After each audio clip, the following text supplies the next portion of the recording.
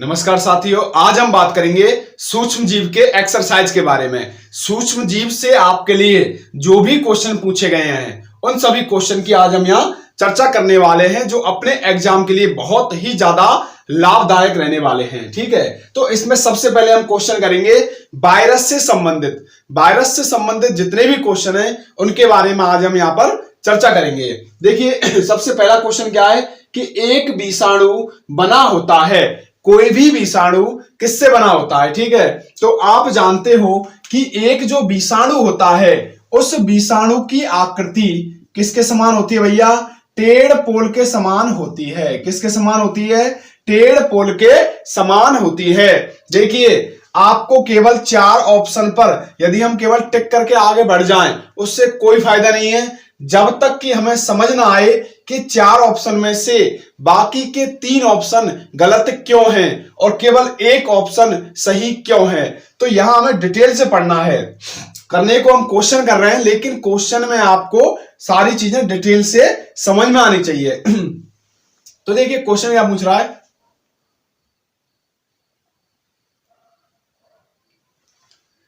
तो देखिए क्वेश्चन क्या पूछ रहा है कि एक विषाणु बना होता है। ठीक है, तो हम जानते हैं कि विषाणु की आकृति कैसी होती है? टेढ़ पोल के समान होती है। टेढ़ पोल से मतलब होता है भेक शिशु। इसकी हिंदी क्या होती है? भेक शिशु।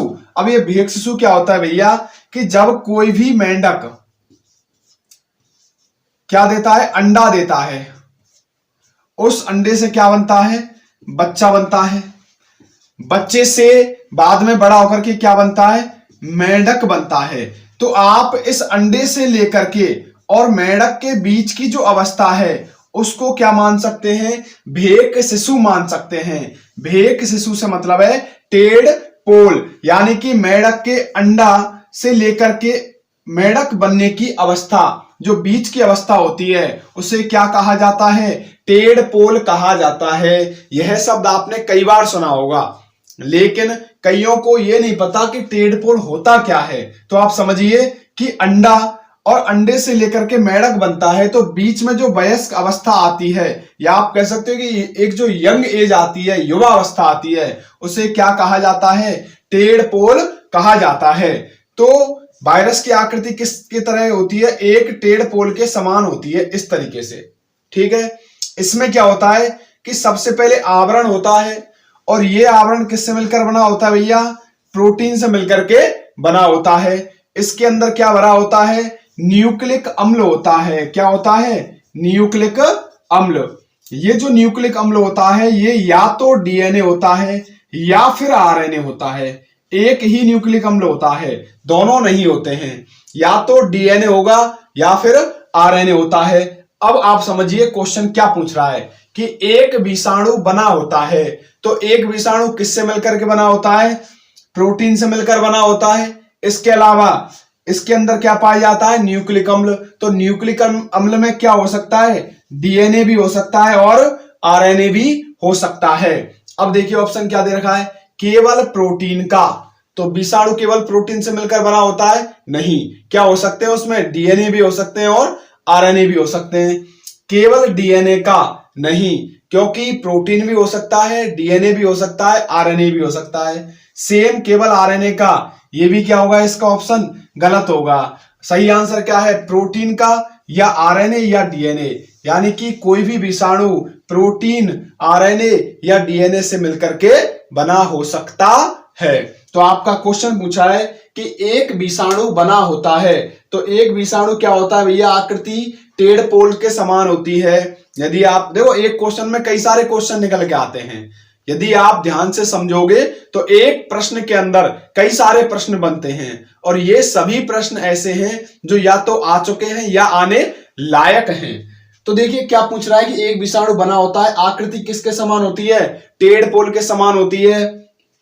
टेढ़ पोल की हिंदी क्या होती है? भेक शिशु होती है। टेढ़ पोल क्या होता है कि कोई भी मेंढक के अंडे से और एक मेंढक बनने की जो मध्य की अवस्था है, यानी आप कह सकते हो उसकी जो एक यंग एज है वो क्या होती है? टेढ़ पोल होती है। ठीक है, तो आकृति इस तरीके से होती है, जिसका आवरण किससे बना होता है? प्रोटीन से बना होता है। ठीक है, जिसको आप क्या कहते हो? कैप्सिड।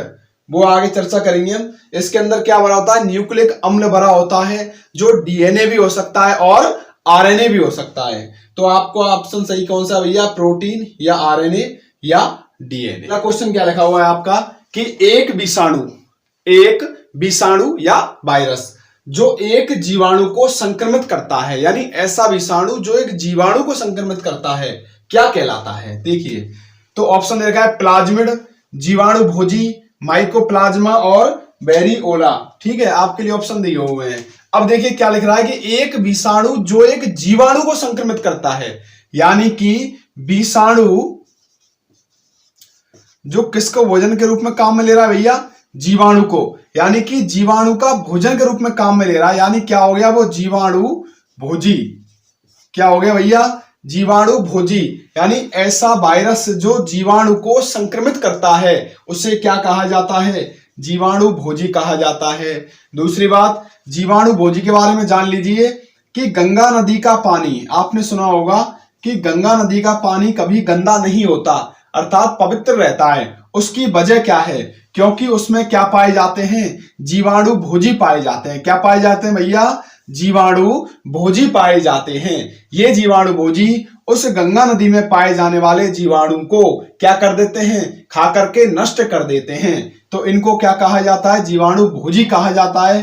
किसमें पाए जाते हैं, गंगा नदी में पाए जाते हैं। इसके अलावा जीवाणु भोजी की जो खोज की थी वो किसने की थी, ट्वार्ट व हेरल ने की थी।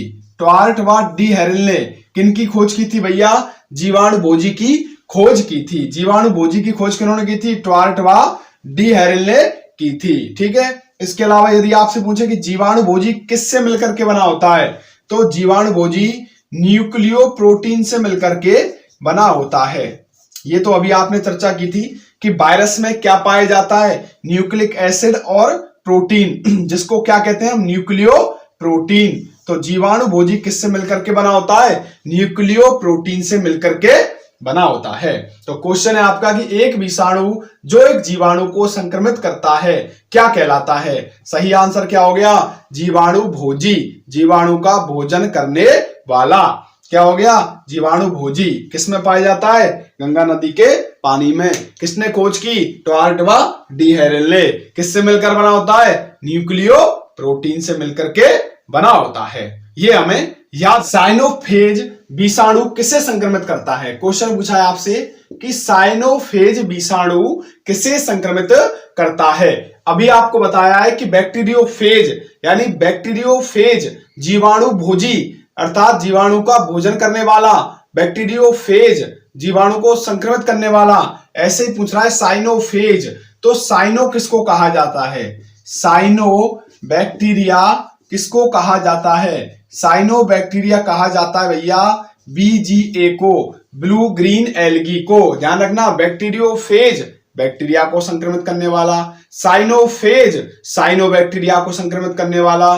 साइनो बैक्टीरिया कौन सा है, BGA। तो BGA को जो संक्रमित करता है उसे क्या कहा जाता है, साइनोफेज विषाणु कहा जाता है। ये आपको याद रखना है, साइनोफेज विषाणु बैक्टीरियोफेज की तरह याद रखना है। ध्यान रखना, सभी क्वेश्चन आए हुए हैं जो आपके विभिन्न टेट एग्जाम में पूछे गए हैं, चाहे वो यूपी टेटो, H टेटो, R टेटो, C टेटो, कोई भी टेटो। ठीक है, सभी प्रकार के टेट से ये क्वेश्चन निकाले गए हैं जिनमें आपसे मोस्ट क्वेश्चन पूछे जाते हैं कि साइनोफेज विषाणु किसे संक्रमित करता है। तो आपको याद रखना है कि बैक्टीरियोफेज बैक्टीरिया को, साइनोफेज साइनो बैक्टीरिया को। साइनो बैक्टीरिया किसे कहा जाता है, BGA को, ब्लू ग्रीन एल्गी, नील हरित शैवाल। अगला क्वेश्चन क्या है, विषाणु में उपस्थित होता है, विषाणु में क्या उपस्थित होता है। तो आपने देखा था कि विषाणु का जो खोल होता है वो किससे मिलकर बना होता है भैया, प्रोटीन से मिलकर के बना होता है, कैप्सिड से। और इसके अंदर क्या पाया जाता है, न्यूक्लिक अम्ल पाया जाता है। अब वो क्वेश्चन पूछ रहा है कि विषाणु में उपस्थित होता है, यानी अंदर क्या उपस्थित होता है, केवल RNA। किसी भी विषाणु में क्या केवल RNA उपस्थित होता है, केवल DNA, क्या केवल DNA उपस्थित होता है, या तो RNA या DNA, यानी या तो RNA उपस्थित हो सकता है या DNA उपस्थित हो सकता है, ना तो RNA ना ही DNA, यानी कि इसके अंदर ना तो RNA उपस्थित होगा ना ही DNA उपस्थित होगा। तो क्वेश्चन पूछ रहा है कि किसी विषाणु में उपस्थित होता है। तो आप जानते हो कि किसी भी विषाणु में पादप वायरस जो होते हैं उनमें मैक्सिमम क्या पाया जाता है, आरएनए पाया जाता है, जबकि जंतु वायरस जो होते हैं उनमें डीएनए और आरएनए कुछ भी हो सकता है, ठीक है। और प्रियॉन्स जो होते हैं उनमें केवल क्या पाई जाती है, प्रोटीन, वो अलग बात है। लेकिन फिलहाल क्या पूछ रहा है कि विषाणु में उपस्थित होता है, तो पादप में आरएनए होता है, जंतु में डीएनए या आरएनए होता है, अर्थात डीएनए भी उपस्थित हो सकता है और आरएनए भी उपस्थित हो सकता है। तो सही आंसर क्या होगा, या तो आरएनए या डीएनए। अगला क्वेश्चन क्या है कि एड्स के लिए उत्तरदायी विषाणु कौन सा है। एड्स जो बीमारी होती है उसके लिए उत्तरदायी वायरस कौन सा होता है। तो एक तो क्वेश्चन आपका यही बन जाता है कि एड्स के लिए उत्तरदायी कौन होता है, वायरस, बैक्टीरिया, शैवाल, कवक। तो आपको याद रखना है कि एड्स के लिए उत्तरदायी कौन होता है भैया, वायरस होता है, ठीक है। अब बात कर रहा है वो कि कौन सा वायरस होता है। तो आप जानते हो, आपने अब तक पढ़ते आ रहे हो HIV, human immuno deficiency virus, ये आप पढ़ते आ रहे हो, जिसको क्या कहा जाता है, रेट्रोवायरस भी कहा जाता है। क्या कहा जाता है भैया, रेट्रोवायरस भी कहा जाता है। इसके अलावा इसको क्या कहा जाता है, HLV थर्ड वायरस भी कहा जाता है। क्या कहा जाता है, HLV थर्ड वायरस भी कहा जाता है। तो आप ध्यान रखना, HIV, retrovirus, HLV third virus, कुछ भी नाम से आ जाता है तो आपका कौन सा वायरस होगा, एड्स वायरस होता है। जिसमें न्यूक्लिक अम्ल की यदि बात करें, सबसे मोस्ट क्वेश्चन बनता है, ध्यान रखना, एक क्वेश्चन से कई सारे क्वेश्चन बन सकते हैं। आपको केवल टिक करके आगे नहीं बढ़ना है। हमें अब तक ऐसी काफी वीडियो जो है अपने पास जिनमें क्वेश्चन दिए हुए हैं, टिक करके आगे बढ़ रहे हैं हम। ऐसा तो आप कहीं से भी कर सकते हैं, लेकिन एक क्वेश्चन को खोल करके पढ़ना और समझना, वो हम आपके लिए उपलब्ध करा रहे हैं। तो अपने दोस्तों को जोड़ें, सब्सक्राइब करें वीडियो को, जिससे क्या है कि अधिक से अधिक क्वेश्चन आपके लिए कराए जा सकें। और कोई भी एग्जाम ऐसा हो जिसमें एक भी क्वेश्चन आपको ऐसा नहीं मिलेगा जो हमारे द्वारा नहीं कराया गया हो, ठीक है। तो अपने दोस्तों को जोड़िए। जैसे क्वेश्चन आपके लिए दिया हुआ है कि एड्स के लिए उत्तरदायी विषाणु कौन सा है, तो एक क्वेश्चन तो आपके लिए यही बन गया कि एड्स का जो रोग कारक है वो क्या है भैया, विषाणु है। यदि पूछता है कौन सा है, तो HIV या रेट्रोवायरस या HLV थर्ड वायरस। इसका जो न्यूक्लिक अम्ल होता है वो कौन सा होता है, SSRNA होता है, ठीक है। तो ये सभी आपको याद रखने हैं। अगला क्वेश्चन क्या है कि जब एक विषाणु, ध्यान रखना बहुत शानदार क्वेश्चन है, कि जब एक विषाणु एक बैक्टीरियम पर आक्रमण करता है तो जो पदार्थ होस्ट में प्रवेश करता है वह क्या है। कोई भी विषाणु जब एक बैक्टीरियम पर आक्रमण करता है तो जो पदार्थ उस बैक्टीरिया के अंदर, उस सजीव सेल के अंदर प्रवेश करता है, तो वो पदार्थ कौन सा होता है, ठीक है। आप जानते हो कि कोई भी वायरस टेढ़पोल आकृति का होता है, ये अपन बात कर चुके हैं। कौन सी आकृति का होता है भैया, टेढ़पोल का, ठीक है, जिसके अंदर क्या भरा होता है, न्यूक्लिक अम्ल। ये अब एक कोई कोशिका है, बैक्टीरियल कोशिका, उसके ऊपर जाकर के जुड़ जाता है, ठीक है।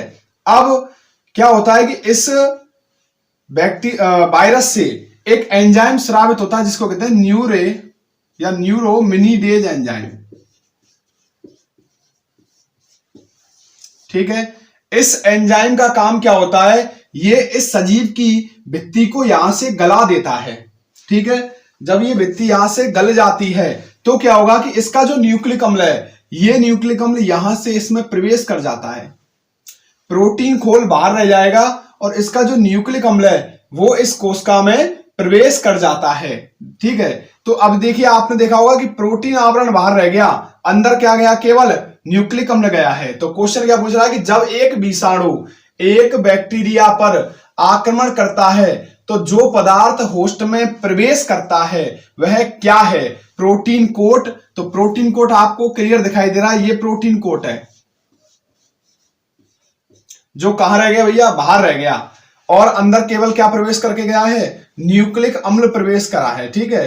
तो आपका सही आंसर क्या होगा, केवल न्यूक्लिक अम्ल प्रवेश करता है। और क्वेश्चन पूछे कि किस एंजाइम की प्रेजेंस में, तो न्यूरोमिनिडेज एंजाइम। कौन सा एंजाइम है, न्यूरोमिनिडेज एंजाइम। और आगे यदि हम समझना चाहें तो जब ये अंदर प्रवेश कर जाता है तो इस कोशिका के उपापचय तंत्र का सहारा लेकर स्वयं के उपापचय तंत्र को सक्रिय कर लेता है।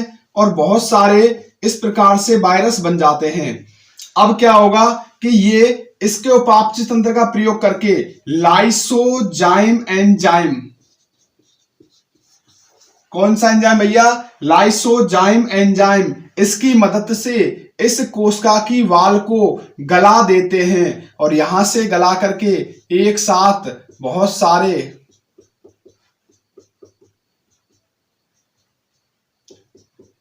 वायरस कहा जाते हैं, बाहर आ जाते हैं। ठीक है, तो इस प्रकार से ये इनकी क्रिया होती है। लेकिन क्वेश्चन अभी यहां क्या पूछा है कि जब एक विषाणु एक बैक्टीरियम पर आक्रमण करता है तो जो पदार्थ होस्ट में प्रवेश करता है वह क्या है? न्यूक्लिक अम्ल है। ठीक है, किसकी उपस्थिति में प्रवेश करता है? न्यूरोमिनिडेज। किसकी उपस्थिति में बाहर आता है? लाइसोजाइम। ये आपको याद रखना है। अगला क्वेश्चन क्या है? प्रियॉन्स में होता है। प्रियॉन्स भी एक वायरस का रूप है, लेकिन इसमें क्या होता है? आरएनए होता है, डीएनए होता है, आरएनए व प्रोटीन होती है या केवल प्रोटीन होती है? तो सही आंसर क्या होता है भैया इसका कि प्रियॉन्स किसको कहते हैं हम ये समझिए। देखिए, वायरस में क्या होता है कि प्रोटीन का एक खोल होता है, आवरण। वायरस की बात कर रहे हैं हम। वायरस में क्या होता है? प्रोटीन का एक खोल होता है और उसमें क्या होता है? अंदर न्यूक्लिक अम्ल होता है। ठीक है, जबकि यदि हम प्रियॉन्स की बात करें तो प्रियॉन्स में केवल प्रोटीन का आवरण पाया जाता है, न्यूक्लिक अम्ल नहीं पाया जाता है। ठीक है, जब ऐसी स्थिति होती है तो उसको क्या कहा जाता है? प्रियॉन्स कहा जाता है, जिसकी खोज आपको पता होगा किसने की थी? प्रूसीनर ने की थी। किसने की थी? प्रूसीनर ने की थी। इनको इन्फेक्शियस प्रोटीन के नाम से भी जाना जाता है। ठीक है, तो इसका सही आंसर क्या होगा? केवल क्या पाई जाती है? प्रोटीन पाई जाती है, न्यूक्लिक अम्ल नहीं पाया जाता है। केवल क्या पाई जाती है? प्रोटीन पाई जाती है। ठीक है, खोज किसने की थी? प्रूसीनर ने खोज की थी। ठीक है, ध्यान रखना। प्रियॉन्स में होता है आरएनए, डीएनए, आरएनए व प्रोटीन या प्रोटीन। तो सही आंसर क्या है? प्रोटीन। क्वेश्चन क्या है कि निम्न में से किसे जोकर्स ऑफ माइक्रोबायोलॉजिकल पार्क कहा जाता है? ठीक है, सूक्ष्म जीव जगत का जोकर किसको कहा जाता है? क्वेश्चन आपसे पूछा गया है। ऑप्शन ए दे रखा है बैक्टीरिया, वायरस, माइकोप्लाज्मा और साइनोबैक्टीरिया। चार ऑप्शन आपके सामने हैं, लेकिन इनको करने से पहले आपको एक बात समझनी चाहिए कि जोकर किसे कहा जाता है। आपने कई बार देखा है कि जोकर किसे कहा जाता है? तो जोकर उसको कहते हैं जो कई रूप बदल सकता है। ठीक है, कभी हनुमान जी का रूप रख लेगा, कभी भोलेनाथ का, कभी किसी स्वांग रख लेगा। तो विभिन्न प्रकार के रूप बदलता रहता है, उसे क्या कहा जाता है? जोकर कहा जाता है। ठीक है, तो आपसे क्या क्वेश्चन पूछ रहा है कि निम्न में से किसे जोकर्स ऑफ माइक्रोबायोलॉजिकल पार्क कहा जाता है? इसका मतलब जो जोकर होगा वो कई रूपों में जा सकता है। और ऐसा कब होगा? जब उसके चारों ओर क्या नहीं पाई जाएगी? सेल वाल नहीं पाई जाएगी। ध्यान रखना। तो जो माइकोप्लाज्मा होता है इसमें सेल के चारों ओर क्या नहीं पाई जाती है? सेल वाल नहीं पाई जाती है। और सेल वाल ना होने के कारण इसकी जो कोशिका होती है अपने रूपों को बदलती रहती है, इसलिए इसको क्या कहा जाता है? जोकर्स ऑफ माइक्रोबायोलॉजिकल पार्क कहा जाता है। तो सही आंसर क्या होगा भैया इसका? माइकोप्लाज्मा, क्योंकि इसमें क्या नहीं पाई जाती है? सेल वाल नहीं पाई जाती है। और सेल वाल ना होने के कारण ये अपने रूपों को क्या करती रहती है? कोशिका बदलती रहती है। ठीक है, तो सही आंसर क्या होगा इसका? माइकोप्लाज्मा। अगला क्वेश्चन क्या दे रखा है कि कौन सी बीमारी विषाणु द्वारा होती है? ऐसी कौन सी बीमारी है? ये जो चार ऑप्शन दिए गए इनमें जो कि किसके द्वारा होती है? विषाणु द्वारा होती है। तो पहली दे रखी है आपके लिए पोलियो, दूसरी दे रखी है लेप्रोसी, तीसरी दे रखा है टीबी और चौथा दिया हुआ है मलेरिया। तो आप जानते हो मलेरिया किसके द्वारा होता है? प्लाज्मोडियम, जो कि क्या एक प्रोटोजोआ होता है। क्या होता है भैया? प्रोटोजोआ। तो प्रोटोजोआ जनित बीमारी कौन सी हो गई? मलेरिया। हमें एक ही क्वेश्चन से कई सारे क्वेश्चन बनाने चाहिए, इसका मतलब हमारी तैयारी परफेक्ट है। और यदि हम केवल टिक करके आगे बढ़ते हैं तो हमारी तैयारी रटंत है। ठीक है, हम सिलेक्शन नहीं ले रहे हैं, हम केवल अपने आप को संतुष्टि दे रहे हैं। और यदि हम एक क्वेश्चन में 4 क्वेश्चन ढूंढ लें तो इसका मतलब हमारी तैयारी एकदम परफेक्ट है और हमें सिलेक्शन से कोई भी नहीं रोक सकता है। कंडीशन होनी चाहिए कि हम एक क्वेश्चन में कई सारे क्वेश्चन बनाना सीख जाएं, एक क्वेश्चन से कई सारे आंसर बनाना सीख जाएं। तो कौन सी बीमारी विषाणु द्वारा होती है? तो मलेरिया किसके द्वारा होती है भैया? प्रोटोजोआ द्वारा। टीबी, ट्यूबरकुलोसिस, बैक्टीरियम जीवाणु द्वारा, माइक्रोबैक्टीरियम, लेप्री, कुष्ठ रोग जीवाणु द्वारा, और पोलियो वायरस किसके द्वारा होती है भैया? वायरस द्वारा जनित बीमारी है। तो सही आंसर क्या हो गया? पोलियो। ठीक है, तो ये आपको याद रखनी है। मलेरिया प्रोटोजोआ जनित है, टीबी जीवाणु द्वारा जनित है, लेप्रोसी जीवाणु द्वारा जनित है, और पोलियो किसके द्वारा होती है? वायरस के द्वारा होती है। आइए अंतिम क्वेश्चन के बारे में बात करते हैं कि वायरस में कौन सी क्रिया अनुपस्थित रहती है? वायरस में कौन सी क्रिया अनुपस्थित रहती है? यदि हम बात करें कि वायरस सजीव कोशिका के बाहर है, उस समय तो वायरस में सभी क्रियाएं क्या होती हैं? अनुपस्थित होती हैं। यदि वायरस किसी भी सजीव कोशिका के बाहर है तब तो उसका स्वयं का उपापचय तंत्र कार्य नहीं करता है और उसमें सभी क्रियाएं क्या होती हैं? अनुपस्थित होती हैं। लेकिन यदि वायरस किसी भी सजीव कोशिका के अंदर क्या कर जाता है भैया? प्रवेश कर जाता है, तब उसमें उसके उपापचय तंत्र का प्रयोग करके वह स्वयं के उपापचय तंत्र को क्या कर लेता है? सक्रिय कर लेता है। और उसके बाद क्या होता है? उसमें रेप्लिकेशन भी हो जाता है, यानी कि प्रतिकृति भी होती है। ठीक है, प्रोटीन संश्लेषण भी होता है, परिवर्तन भी होता है। आपने देखा होगा वायरस, कोरोना में आपने देखा होगा कि एक प्रकार का वायरस है, फिर म्यूटेशन हो गया, अलग तरीके से बन गया, तो अपने आप को क्या करता रहता है? वो म्यूटेट करता रहता है। और ऊर्जा मुक्ति वायरस में लेकिन क्या नहीं होती है भैया? ऊर्जा मुक्ति नहीं होती है, क्योंकि वायरस पूर्ण रूप से सजीव कोशिका नहीं होती है। ठीक है, इसीलिए इसको क्या कहा जाता है? विषाणु। और इसलिए इसको, वायरस को क्या कहा जाता है? विषाणु को सजीव और निर्जीव के बीच की योजक कड़ी कहा जाता है। क्या कहा जाता है? सजीव और निर्जीव के बीच की योजक कड़ी, क्योंकि इसमें स्वयं का उपापचय तंत्र सक्रिय नहीं होता है, लेकिन सजीव के अंदर जाकर के उपापचय तंत्र सक्रिय हो जाता है। तो ऊर्जा मुक्ति केवल किस में नहीं पाई जाती है? वायरस में, क्योंकि ये पूर्ण रूप से सजीव कोशिका नहीं होती है। तो क्वेश्चन क्या पूछ रहा है कि वायरस में कौन सी क्रिया अनुपस्थित रहती है? तो प्रतिकृति भी होती है, प्रोटीन संश्लेषण भी होता है, परिवर्तन भी होता है, लेकिन कब होते हैं? जब ये किसी सजीव कोशिका के अंदर प्रवेश कर जाते हैं।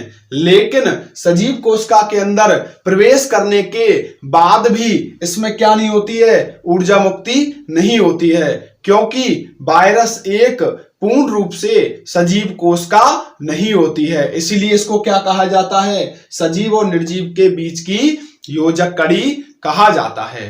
तो दोस्तों आज के लिए केवल यही एक्सरसाइज है। आगे यदि आप चाहते हो कि अधिक से अधिक एक्सरसाइज कराई जाए तो चैनल को अधिक से अधिक सपोर्ट कीजिए, सब्सक्राइब कीजिए, लाइक कीजिए, शेयर कीजिए, और अपने दोस्तों को अधिक से अधिक जोड़िए, जिससे कि और भी ज्यादा एक्सरसाइज इसमें कराई जा सके।